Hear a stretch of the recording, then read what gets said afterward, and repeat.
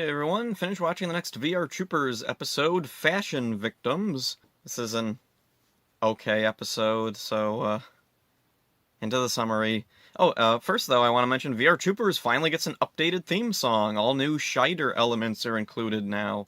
Okay, moving on to the actual summary. Caitlin is looking over a computer program used to design clothes. The girl showing her the program wants Caitlin to model her new clothes, and she wants some men too. Caitlin's about to recommend Ryan and JB, but then Percy interrupts, insisting he'd be perfect, and also he just wants to meet supermodels. An older fashionista comes to take Percy away, saying he's perfect. Caitlin recommends Ryan and JB, then goes to get them, and Grimlord somehow knows what's going on with Caitlin and wants a monster that can infiltrate the upcoming fashion shoot. Caitlin comes to Tao Dojo to ask Ryan and JB to be models. They reluctantly agree. Andrea, the girl Caitlin was talking to earlier about the modeling, gets attacked by Skuggs and is put under an evil spell. Just as the troopers are off to the fashion shoot, Ryan gets a call from Tao asking him to cover a karate class. JB and Caitlin go, and Ryan says he'll be along as soon as he can. At the fashion shoot, we get a cheesy montage with Andrea taking pictures of JB and Caitlin, and it goes on for quite a while. Like, I'm wondering, were they running short in this or something? Or maybe they just thought it was a cool idea. Some Skuggs crash the event, and we even get a new Skuggs song. I like the old Skuggs song better, but it is a nice change, I guess. Like, I don't know if this is what we're gonna stick with till the end of the show, but I would like to have the old Skugg music back. The Skuggs wrap JB and Caitlin up in fabric, trapping them and disabling them from reaching their virtualizers. The new monster, Silkoid, appears and cocoons the troopers. Ryan makes it to the fashion shoot and sees two large cocoons. Andrea acts suspicious, so Ryan tries to contact the others. He can't do it, so he calls Professor Hart, and Professor Hart says he can't contact them either. Ryan tries to leave, but then Doommaster and the Vixens stop him. He transforms and fights them off. He goes inside and takes a sample of the silk cocoons to take to the lab. Professor Hart analyzes the silk and discovers its origin. On top of that, he discovers that anyone trapped inside will mutate into a silkworm monster themselves. How does he... Whatever, moving on. Doommaster lifts the spell off Andrea and hands her to Silkoid, who begins to wrap her in a cocoon because... Oh right, the Japanese footage. Ryan tracks them down and frees Andrea. After a brief but kinetic fight, Oraclon teleports Ryan to the Fractal Zone, which is, I guess, virtual reality? I don't know why they had to change the name, whatever. Silkoid traps Ryan in a cocoon, but he lasers himself out. Ryan defeats the monster, causing the cocoons to disintegrate. Later, Andrea shows off her new designs to the troopers, and they're all inspired by the troopers' armor. We see what the older fashionista had in mind for Percy. She designs clown clothes. Alright. So then, we see the end credits have new Scheider stuff added as well, and this is a pretty meh episode. There's a lot going on, it's all well done, it works fine, but it's just not that different from the 50-plus Season 1 episodes and Season 2 episodes we've had previous. I do like the updated opening and ending, and I kind of wish they'd also updated the theme song. Because the theme song is a bit grating to listen to over and over again. Grimlord is going back to his roots. The troopers are doing something. I should do that too. Yep, that's Grimlord's thing, definitely. This really feels like a really early Season 1 episode. Like, I guess maybe in between seasons, the writers got a bit of a refresh, and now they're back in form and all ready to write very early Season 1 style episodes. The characters here all get nice moments. Even Percy's bits turn out okay. The editing of the Silkoid footage is handled well. It's all fine. It's competent. The Scheider fight footage fares a little less. It's quick and shaky and doesn't really match the way anything else is shot in the episode. Though being quick and shaky does help to hide the fact that these are completely different actors playing Doommaster and especially the Vixens. Grimlord has a reason to give up this time. Silkoid's defeated. His whole plan hinged on Silkoid. Hopefully this sticks around. Season 1 was no stranger to Grimlord just giving up because the runtime was met. One of the really weird things in this episode, Ryan's father doesn't appear in this episode at all. We even have Ryan at the beginning and ending doing the little reminiscing thing. So it's almost like his father was never found and freed at all. And part of me wondered if this episode was originally written to be in season 1, but then they had to switch things up for season 2, but the silkworm is a Scheider monster. It all revolves around Scheider footage, so it must have been written for season 2. They just haven't really changed their writing style at all from season 1. I mean, if season 1 had begun with Scheider footage instead of Metalder footage, this episode could have totally fit there. There's no reason otherwise that it needs to be in season 2. So yeah, this is a kind of a disappointing follow-up to Quest for Power, which was like big and different and felt like there was going to be some change happening, but nah, it's the same as season 1, but it is nice to have like some different characters in there. Instead of the typical old Grimlord, Icebot and Ivar, Decimator and all those guys, we have Doommaster, Oraclon, Despara, the Vixens, and the Ultra Skugs, and those things change things up enough to keep it fresh. If I was a little kid, I can see this, like, episode being exciting to me, because, like, wow, all this different stuff is in there now, and it's different from season 1. As an adult, though, like, I can definitely see that they could have done more with this, but for what it is, it's fine. So that's it for this one. Hope you enjoyed it. See ya. Hey everyone, finished watching the next VR Troopers episode. Game over. Ryan and Caitlin are out fishing with some kids. Percy comes over in scuba gear and flops in the water, and it's funny because JB is working on his laptop developing a training simulation for the troopers. A Skug spies on them from underneath the water. Grimlord wants to steal JB's simulation. Oraclon says he can extract a character from the game and make it a reality. At Tau Dojo, the troopers are training in the simulation when suddenly they're attacked by Skugs. There's another new Skugs song here. I still prefer the old Skugs song. The Skugs steal JB's laptop and Oraclon brings a monster Gameoid out of the simulation. The troopers track JB's laptop from Hart's lab. Ryan goes to check out a possible location. He sees some bad guys inside. He transforms, crashes in, but Despara traps Ryan. From the lab, the troopers send Ryan a power boost, allowing him to break out of Despara's trap. Ryan battles Gameoid.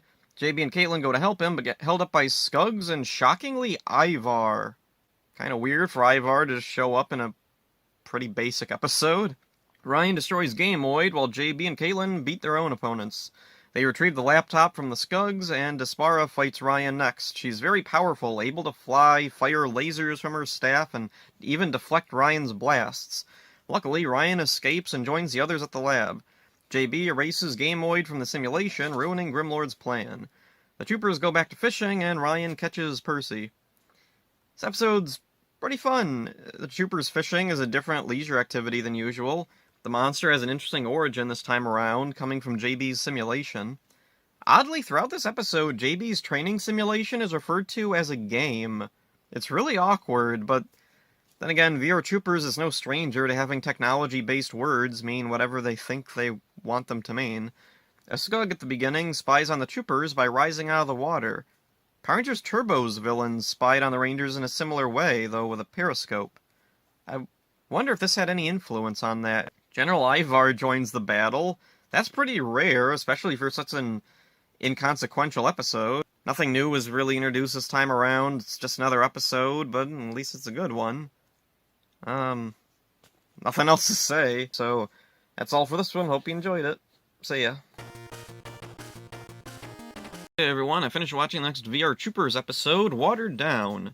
The troopers are playing volleyball at the beach, and Percy's trying to impress some girls, and it's just a typical day, I guess. Grimlord is worried because the beach is close to a secret underwater lab where Skugs are working on something. Icebot has a new monster, Octobot, that's using his power to affect the water. If the troopers get in the water, they won't be able to transform. The troopers see an unknown substance in the water and go to investigate. Grimlord sends Skugs to attack JB, and we have the old Skug song back. It even keeps the lyric, "Their eyes are red, their faces gold." The Ultra Skugs do have, I guess, red eyes, surrounded by gold circles, so it still kind of fits. Ryan suits up in scuba gear to check things out underwater. While underwater, Ryan's attacked by Octobot. Professor Hart tells the others that Ryan can't transform in the water due to the unknown substance. JB transforms and tries to dive in the water but is repelled out. Professor Hart locates the underwater lab. Ryan, meanwhile, is being held captive by magic glowing hands. Weird. It's a cool effect. It's weird.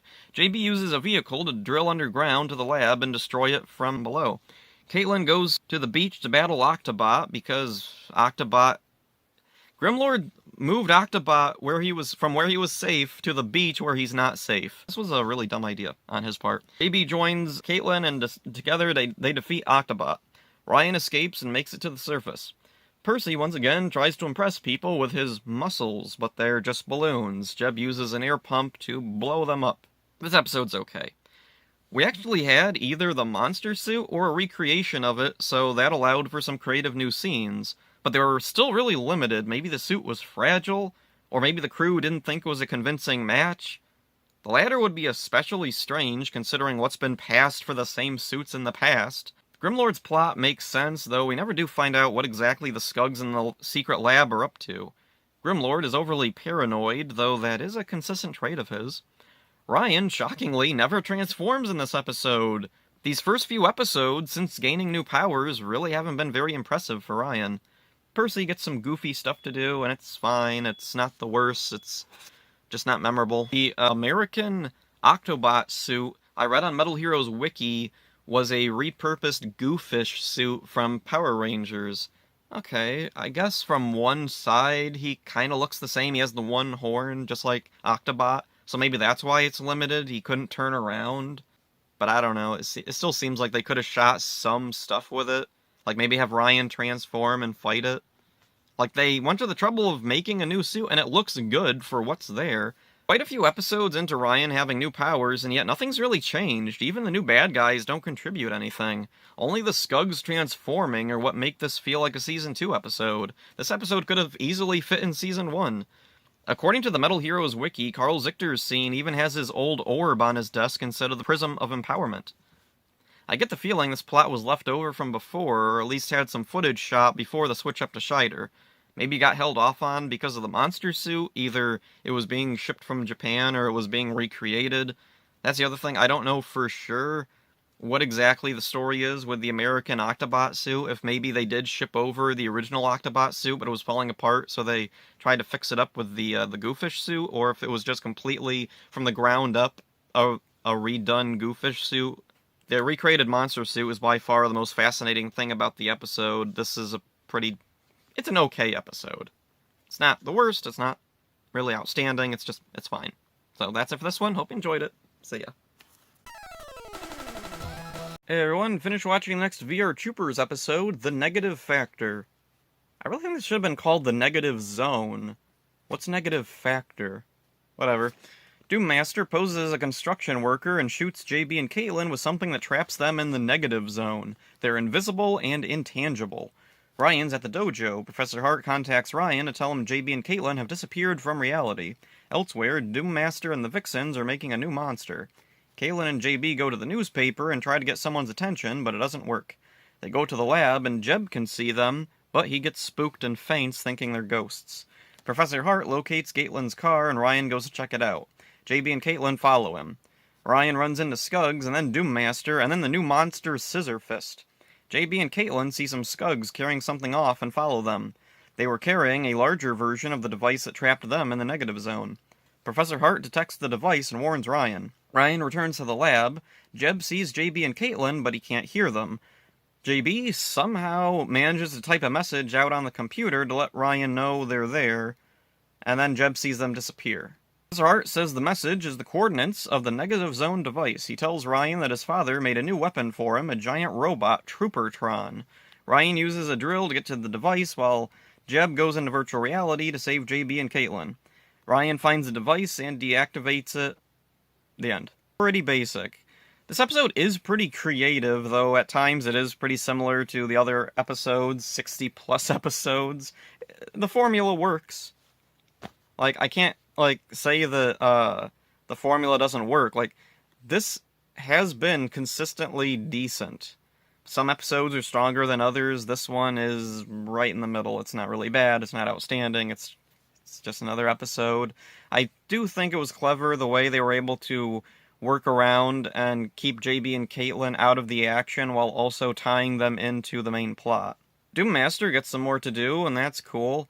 The Scissor Fist monster isn't too memorable. The Season 1 monsters weren't too memorable either, but some of them at least had familiarity if they hung around Grimlord's base like enough. Scissor Fist has a cool look. I would have liked to see more of them.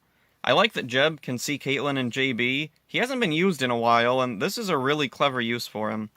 Percy doesn't make an appearance this time, though there is an unlucky guy working at the newspaper place, and I wonder if Percy was intended to be that guy initially.